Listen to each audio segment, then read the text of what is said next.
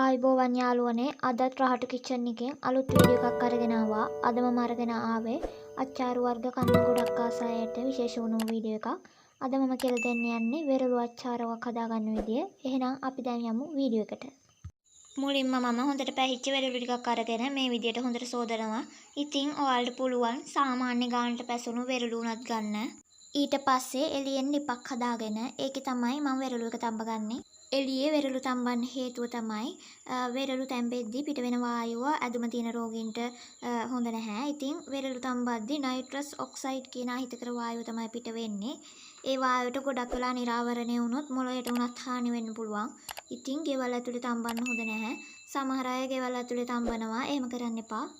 ඔයාලට පේනවා ඇති වෙරළු ටික පැලිලා තියෙනවා. දැන් නම් වෙරළු ටික හොඳට තැම්බිලා තියෙන්නේ. වෙරළු තඹද්දී ලුණු එකතු කරගන්න එපා. ඊට පස්සේ මම වෙරළු තඹලා ගත්ත වතුර ටිකක් පෙරලා අරගන්නවා.